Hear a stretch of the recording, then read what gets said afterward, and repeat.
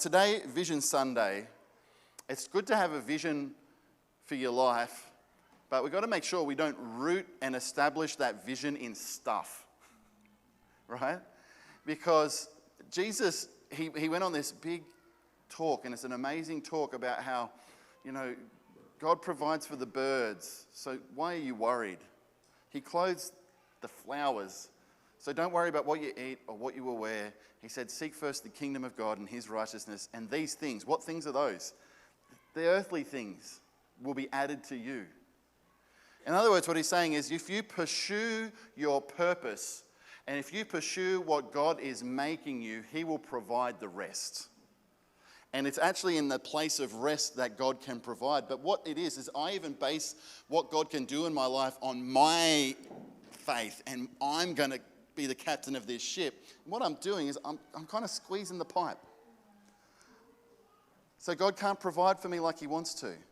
So today I want to ask, what are we becoming? Because it's clear in the Bible, we're being transformed to look more like Jesus, but every person, that's looking different, and God's doing a different thing in your life, and he is transforming you into the person, right, tomorrow that you could only dream of. And he's shaping and molding you. However, he wants us to be intentional with that process. He wants us to be part and walking with him in the process of change and renewal, so that we can say, what am I becoming? Like as just an overall atmosphere, you're becoming more like Jesus. You're being transformed to look more like Jesus every day. That's what the word declares. You're looking more like Jesus.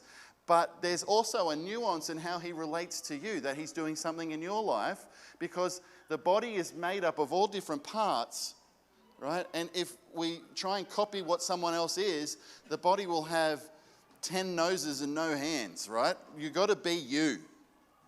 So what are we becoming?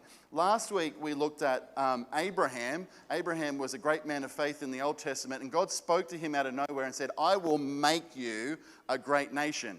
He said, I'm going to give you lands and blah, blah, blah. Now, what does it mean to be a great nation? It means you have descendants. He didn't have any kids. So what he was becoming had a promise attached to it. The promise attached to Abraham is, I will make you a nation so that you'll have a miracle in your family. But the overarching atmosphere of the promise is, I will make you a nation. And Jesus he comes and he's walking around, and he walks past these fishermen, and he's like, I will make you fishers of men. And so they go away from their boats and they follow him. Let's read that story. It says, as Jesus walking by the Sea of Galilee saw two brothers, Simon called Peter and Andrew his brother, casting a net into the sea. They were fishermen. Then he said to them, follow me and I will make you fishers of men. They immediately left their nets and followed him. They were casting their nets, and Jesus is like, I'm going to make you something bigger than you are now. You're catching fish, I'm going to make you catch men. Going on from there, he saw two brothers, James, the son of Zebedee, and John, his brother, in the boat with Zebedee, their father, mending their nets. I might just change over mics.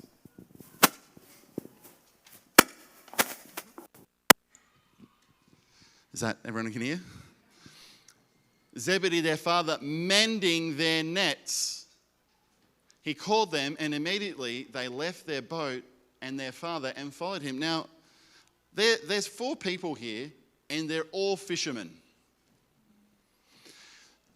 Two of them are casting their nets.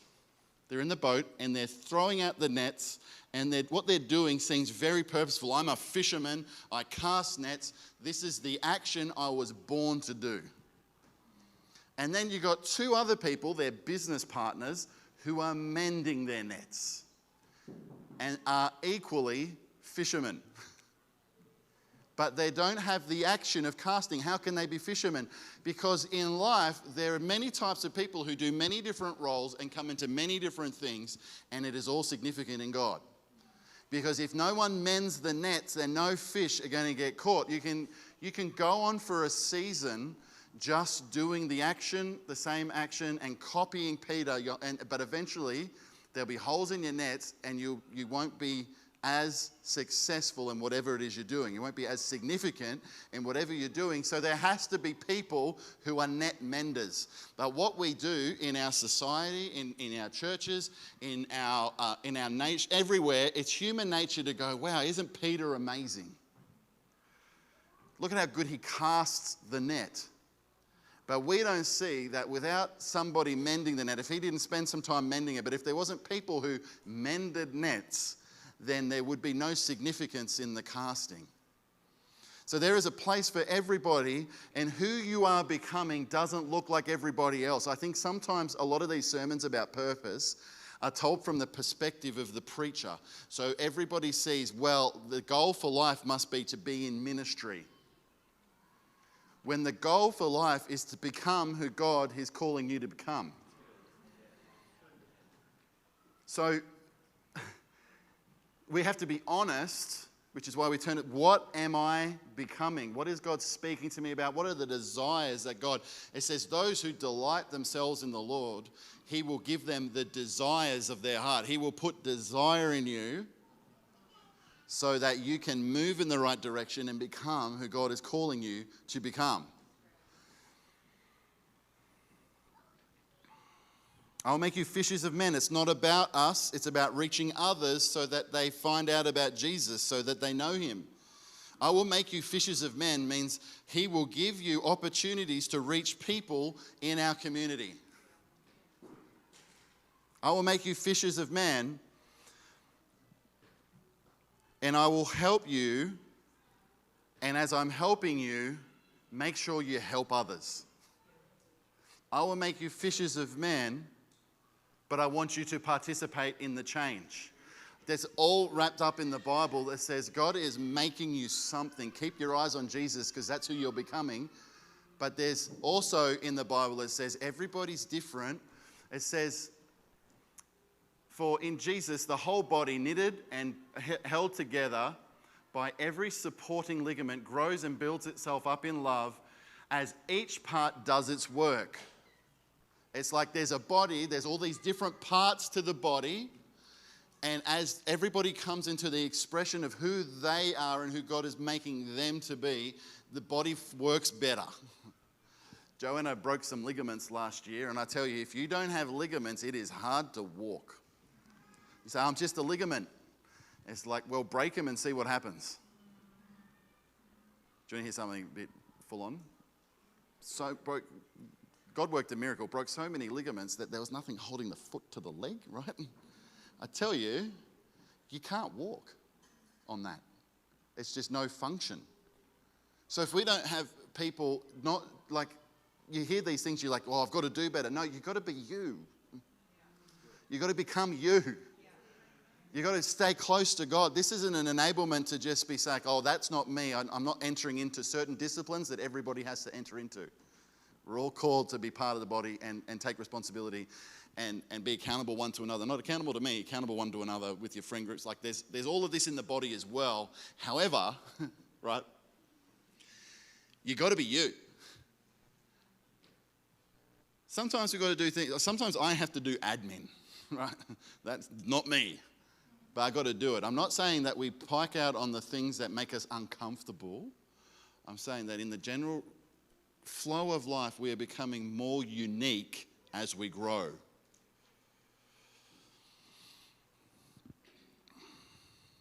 There is a place for everyone. You might say, I'm not like the others. And it's like, that's good. God has a place for you. Different roles carry perceived prominence. But all roles in God carry the same potential and significance. Perceived roles carry perceived promises. What do I mean like that? Some people look louder and look more prominent. But if you believe that God is God who can do the impossible, then I actually think there is nothing more powerful in the church than a really good greeter. There's nobody that makes this place feel like home and makes people accepted and facilitates the body more than somebody that is passionate about greeting. They're just like, hey, we're home. Good to see you. That person right? When new people come to church, I have to say that they remember the atmosphere of the worship, they remember the atmosphere of the word, but most importantly, they remember how they were greeted and how they felt. So as far as carrying the gospel and seeing people saved in church, the most important role is actually the greeter. So in God, everything has its significance. This is why the hand can't look at the eye and say, I have no need of you. You've got to see that everybody is significant and has a place. This is what makes us effective, is when we can mature to see that my role is an effective role. Now, I'm talking about the church, because it's Vision Sunday. But I want to show how my purpose and your purpose contribute to our purpose. Our purpose is to build the church. But your purpose and my purpose is outworked in our lives, in our families, and in our community. So we have a role in church, and my yes is yes and my no is no, but actually God is creating you to be the person that can impact your sphere of influence, not just who this is on a Sunday.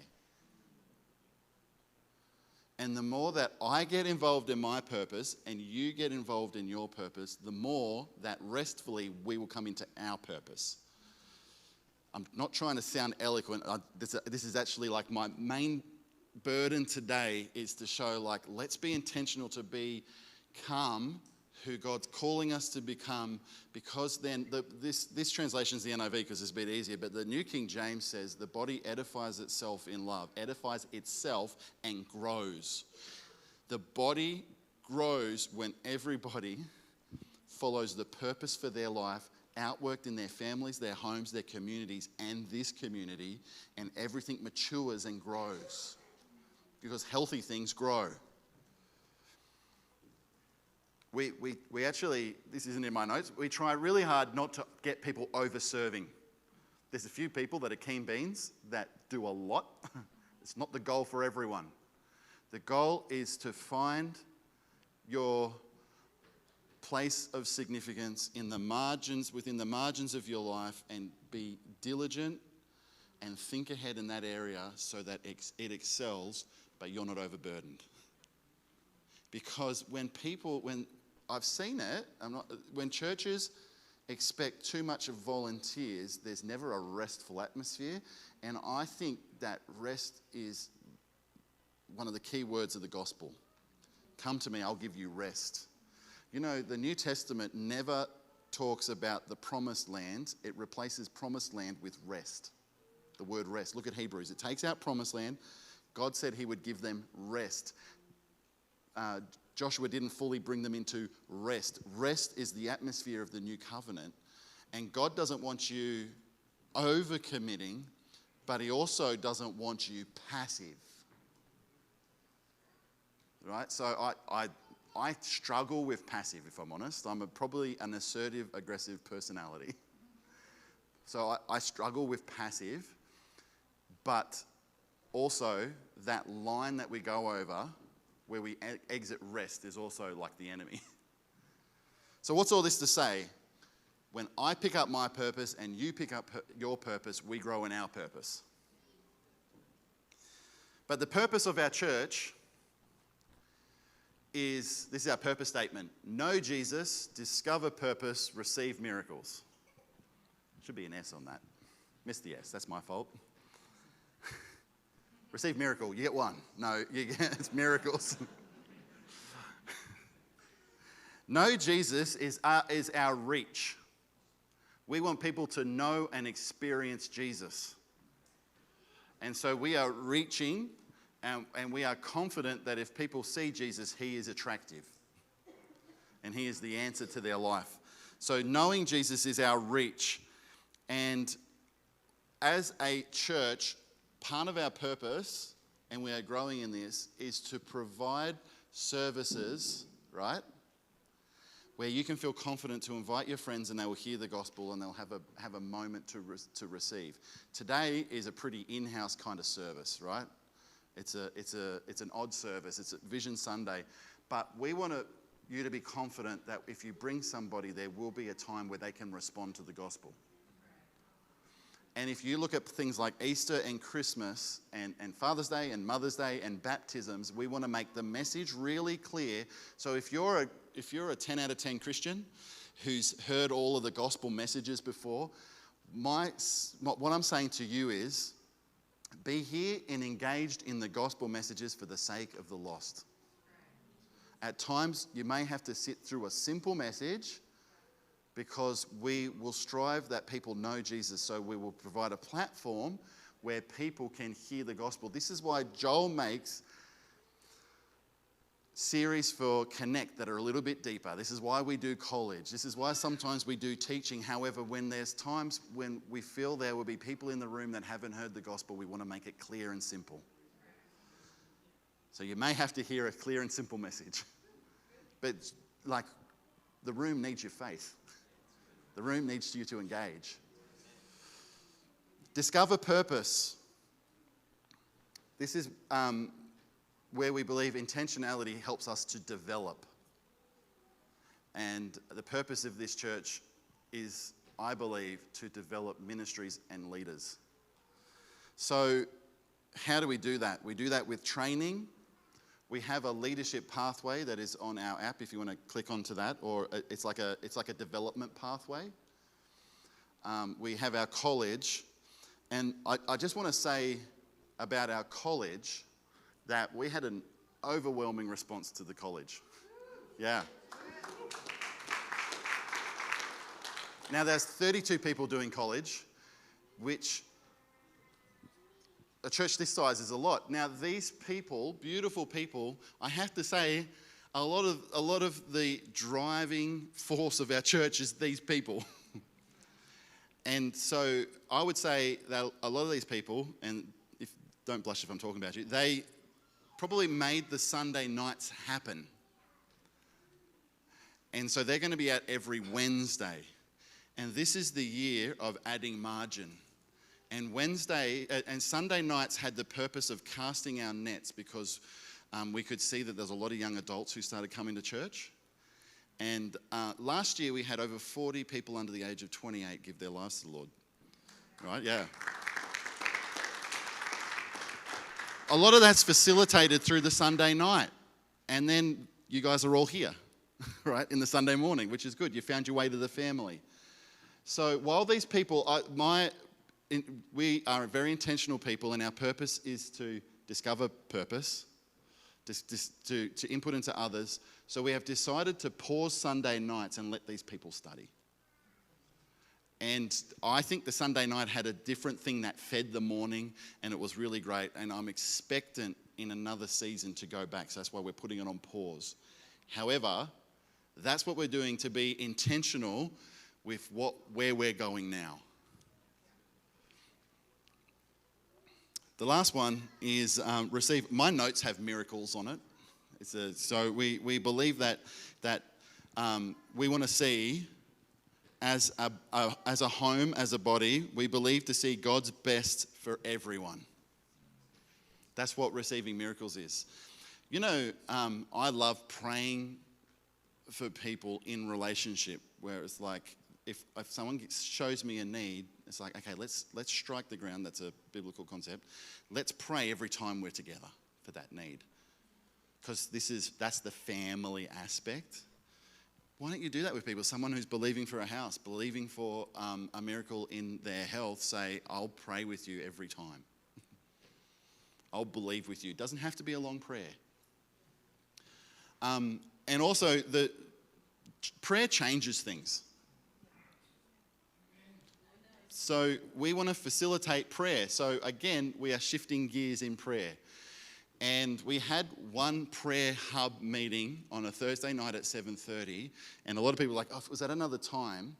And it's good to meet together, and maybe we'll have larger prayer at times throughout the year. However, we're developing prayer hubs which are little pockets of prayer throughout the week with a leader at different times, and we're still developing when they are. I'm going on a Tuesday at 7 a.m., right? Because that's the best time for me. And so rather than trying to facilitate lots of people in a room, let's have pockets of prayer all over the church where people are praying together.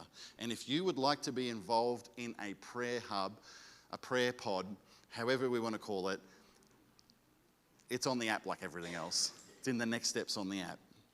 And I'm looking forward to having that consistent prayer meeting with probably a small group of guys so that we can pray and believe to see God's best in people's lives. And the other thing that we will be prioritizing is at the end of last year, there was an encounter night. Who came to the encounter night? There was a lot of people here. Wow, they're not here today. They were there then. Every term, there will be a Sunday night encounter night. And when's the first one, Jay? The 21st of March is going to be our first one. And we're going to have some special stuff. We're going to have some breakthrough moments in that one. We've been getting excited for that, the guys that are in the inner workings of the music. 22nd.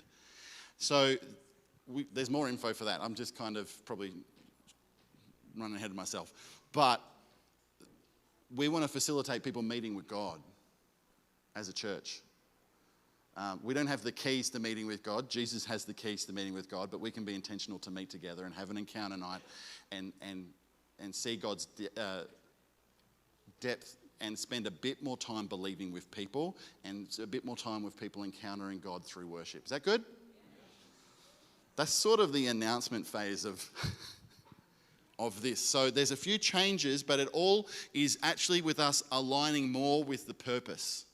And I'm probably a little bit dramatic at times, but I like to just be intentional to say, is what we're doing achieving what we think it's achieving? So do we need to start some things and end some things, you know? But really, that's the church's purpose, but it's also outworked in mine and your purpose. Like I said, our purpose is church, but your purpose and my purpose is outworked in our lives, our families, and our community. As a whole, we are the church. God will work his purpose in our lives and in our church as we're intentional. I've seen that when people pick up what God is saying, that the church just becomes more robust. He can make purpose come out through it all, and the church becomes more robust as each one does its work. The church is the product of people saying yes to the purpose of the church and God's purpose to their lives. Purpose has been established by community. The purpose of this church has been, and its purpose has been established by community. People's lives have been changed because they've discovered purpose, because they know Jesus, and they're on a journey to affect their sphere of influence. The church is established, it drives its root deeper in community. As there is a rubbing shoulders, and as there's a picking up of purpose, the church's roots dive deeper into the city of Orange. Because we're a gathering of people, and it's always a confronting statement, and it's asked a lot at pastors' gathering. If your church disappeared, would people notice? But as people pick up their call in their community and in the church, it drives the root systems of the church deeper into the city. What I can see,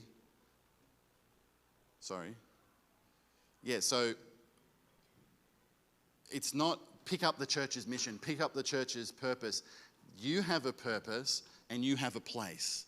And as we pick up those things, everything grows, everything becomes more robust, the structure becomes able to take on more people, and the roots of our church drive deeper into the city of Orange, is what I have noticed. But I want to talk about our values. That's our purpose. Our values come from this verse, and I'm going to really have to run. They devoted themselves to the apostles' teaching and to fellowship and the breaking of bread and prayer.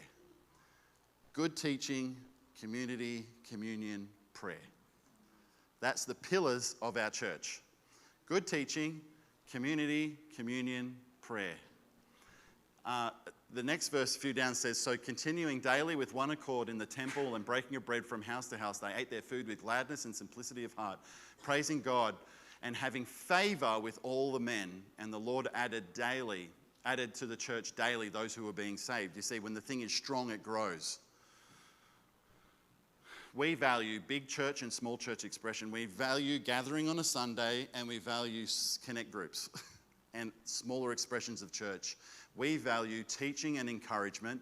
We value prayer that changes things. We value communion. You know, we thought there's a lot of time we need for this service. Maybe we won't do communion. And it's like, nah, we value it. It's like not move away from our values when we're talking about our values. Anyway, and we value harmonious relationships. They had simplicity of heart. They were just simple with one another. Our mission. Our mission. So I'm cruising now because I've spent a bit more time, but I think it was important. Our goal is to reach and influence the world by building a Christ-centered, Bible-based church that creates Christ-likeness and empowers people to impact where they are and beyond. Very simple. All the things I just talked about, and building strength into each other and building strength into ourselves, causes us to outwork our mission where we are and also other places. Is that simple? Keep it simple. Our goal is to establish people in Christ, establish a voice of influence in our city, and help establish churches beyond this local area. And I have to say, this week, not Last Vision Builders, our yearly offering, but the one before, we set some money aside to build a home that had a church attached to it in the subcontinent, and that started this week. So, yeah. So we are intentionally going after our mission. Before I go into our vision, when I land, who we are and how we act comes from our values. What we do comes from our missions, and where we're going comes from our vision. Who we are, how you act, comes from your values. Your values create subconscious patterns and behavior. So if you want to change your life and you want to change how you act, you've got to change your values. All right? And then our mission dictates where we're going. And our values, what we do. Our mission is what we do, Our values is how we act. Our mission is what we do. Our vision is where we're going. So where we're going, what are we becoming? I believe we are becoming a robust, caring church. And that is by influencing our culture and developing strong systems. I believe that we are becoming a significant church outworking in our city and beyond. And this, of course, is the training and intentionality and vision builders and all of these things that we do. And I believe, and I haven't got it in here, that we are becoming a greater light into Orange. And we do this through, church size just means that you sometimes as you grow, you create more waves. Word of mouth, like I said, Bring a Soul Sunday. When there's a specific Sunday, you say, hey, my church has got something on this week, why don't you come along? And we will do the best we can to establish confidence that if you bring somebody, they will understand what is happening and they'll have a moment of response. And the last thing I'd like to say about the vision is that you would be surprised what online will do. And our goal, and this is going to sneak behind the curtain, all right? I'm going to give you a bit too much information. Our goal with things like social media is to get reach locally so people think, hey, I'll go to church. And I have to say that has gained traction. How can you participate in that? It's the cliche thing, like and share. Just be engaged on social media and you'll be surprised what that'll do to the algorithm in the city. Is that too pragmatic for people? Is that too much? It's just like and share. Because you'll be surprised what that will do. I've had like Rocco's friends' parents say, oh, I've been seeing stuff of yours pop up on social media. It's actually a really amazing tool. It's a horrible master, social media, but it's a great servant. If I can have the musos come up. I've run over time, but I still want to provide us with this moment. I hope you can see that it's not about the church striving and beating itself to become something bigger than it is and faking it till it makes it. This is about us picking up our purpose and getting a vision from God so that we can go in the direction of growth and increase in ourselves and become bigger people. But as Joe and I were praying yesterday, sorry, I say this last thing. We need to take action. We need to be doers. It's all right to hear all of this, but we need to think about our place in the body. This is where I don't get direct that often, but this is where I'll be a bit direct. The church is a home and it's not a hotel. A hotel is very transactional. I come, I use the amenities, they clean up after me. They may even wash my towel if I want every day. I get a fresh towel. How nice. Then I check out, I check in, I check out. In a home, I have responsibilities. I help out. No one is coming to make my bed. I contribute to the cooking, I clean up, but I have a purpose. I'm part of the significance of the home. I grow, I have relationships. There is food in the hotel, there is food in the home. If we approach the church like a hotel, then it's designed to please. If we approach the church like a home, it's designed to nourish. So do we see the church as a hotel or as a home? Because if it's a hotel, I can just come and go and I can check in and I can check out, and there's some good stuff in the minibar sometimes, and I can order, and they'll drop it to my door and then they'll pick up the dishes. It's great for a couple of weeks a year. You can't live there. That's not reality unless you are extremely wealthy. We need to ask ourselves, what place do I have in the home? What place do I have in the home? And so that's my direct. This is why we turn aside, go, what am I becoming?